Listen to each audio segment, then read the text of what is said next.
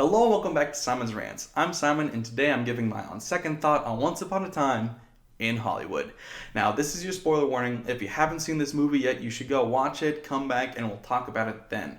Also, if you haven't seen my first thoughts, you should probably think about checking that out as well because I saw that back when it came out and I gave a review then. Now I'm giving my own second thoughts because I've been reviewing all the other Tarantino movies and I might as well come back to it because opinions do change over time, so let's see how this movie actually held up. So in case you don't know, Once Upon a Time in Hollywood is the ninth film written and directed by Quentin Tarantino, aka his second to last official movie, and it's starring Brad Pitt, Leonardo DiCaprio, and many more. It's got a great cast, it's got a great crew involved, and I enjoy this movie a good amount. I don't want to say it's peak Tarantino. And a lot of my fears I had watching this for the first time have come true. This movie is entertaining, but it is not the most rewatchable movie. So if you don't know the plot of this film, this falls in the same vein as Inglourious Basterds, where that took the what-if scenario of what if we caught Adolf Hitler in the first assassination attempt. This asks the what if the Sharon Tate murderers went one house over to Leonardo DiCaprio's house and met up with Brad Pitt and all hell broke loose.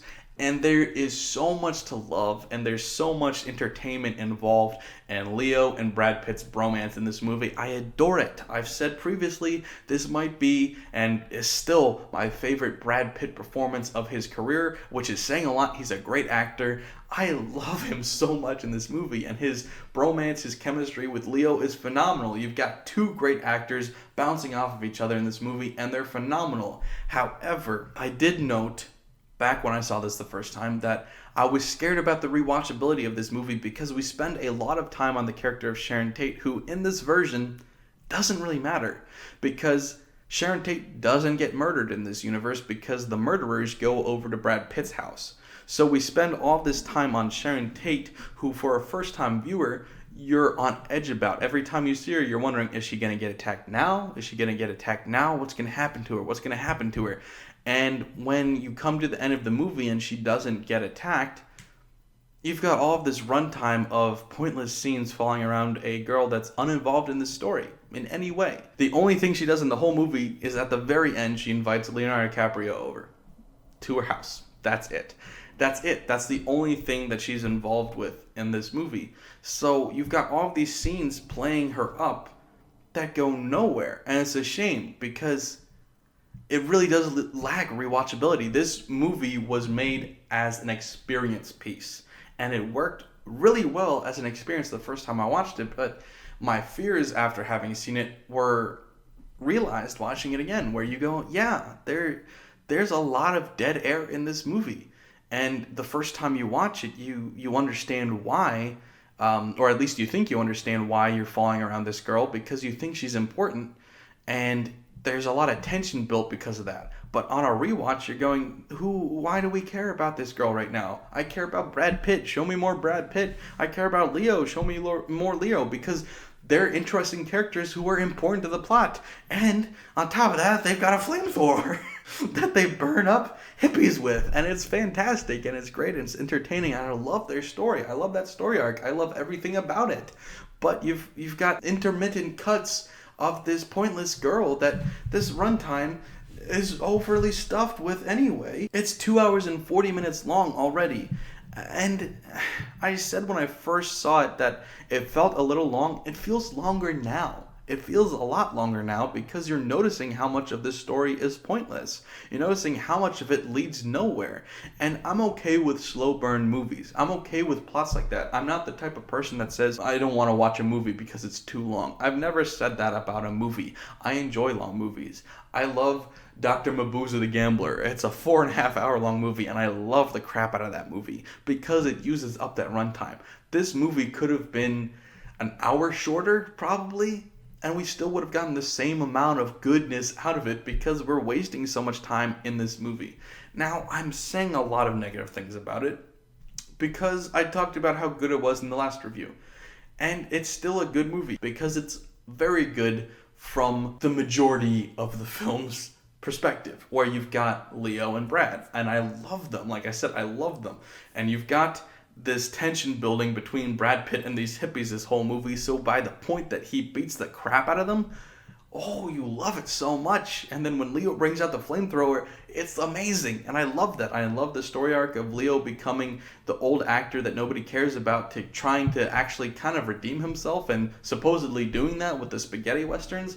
And it's fun. It's a really cool story. It's great acting. It's phenomenal acting. Like I said, you've got two of the best actors in the world right now working together with one of the greatest character directors of all time and dialogue writers of all time.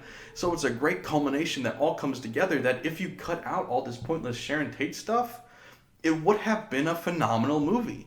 But because you've got all this wasted time that was used predominantly for the first viewing experience, it makes subsequent viewings a little more boring. And I've heard people say it gets even better the second time you watch it, and I don't understand that. I didn't gain anything from watching it a second time that I didn't already get the first time. Like, they're like, you'll see things that you didn't get before. Like, what? Did I miss them all? I feel like I understood everything about this plot the first time through, or at least I understood it when the movie was over. So I don't know what you benefit from seeing this a second time. Maybe I'm missing something. Maybe I'm not. I don't know. This movie is good and teetering on really good, but I can't give it a great. You know, it's not great. It's not peak Tarantino movies. So if I was to rank the Tarantino movies, I would probably go, take this with a grain of salt, but something like Inglourious Basterds, which I know it's a bit contentious. Number 2, Pulp Fiction, Django Unchained, Reservoir Dogs, Once Upon a Time, Jackie Brown, Death Proof, Hateful Eight, Kill Bill. That's what I think. So when you look at the top few where you've got Inglourious Basterds, Pulp Fiction, and Django Unchained, you see one of the greatest, most creative, one of the most ridiculously talented directors and writers of all time. But then you look at the lowest few, and you're like, wow, he's wildly inconsistent. So that's why I wanted to go through the Tarantino movies, because he is one of my favorite directors and one of my favorite writers of all time. But he does have inconsistencies there. He's not... I don't know that you can put him in the same category as the greats of all time. I've heard a lot of people recently talk about him as the last great director in Hollywood, which is just a bogus thing to say because Scorsese is still working, Christopher Nolan is still working, Edgar Wright is still working, and then there's new and up and coming people like Jordan Peele, who has got a definite chance at being up there, and you've also got debates for like Darren Aronofsky and people like that. So no, he's not the last great director. He's a really good director. If there was a Hall of Fame for directors, he'd be in it. I don't know if there is one or not, but he's going to get inducted into one. Once Upon a Time in Hollywood, it's another movie that I'm glad he made it, but I can't put it in the top tier of his movies. I am definitely glad he made it, though. So it's a good movie. I can't say it's great, though, because it meanders a little bit too much, and it wastes a little bit too much time. But the dialogue, once again, with these characters and the chemistry between these characters is phenomenal. And there's not a whole lot of plot because all it is really is people just moseying around Hollywood doing, their jobs, and stuff happens, eventually leading up to hippies attacking them and then kicking the snot out of them, which is entertaining. But the whole plot, really, when you get down to it, is about the bromance between Leo and Brad.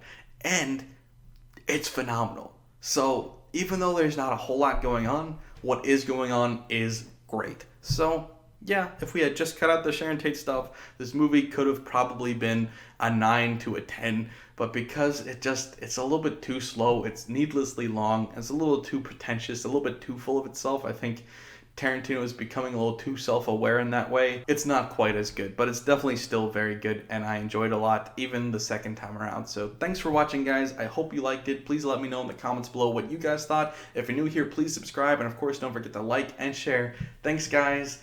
Bye. Side note, say goodbye. This is your last time seeing this room. I know it's sad. Okay, bye.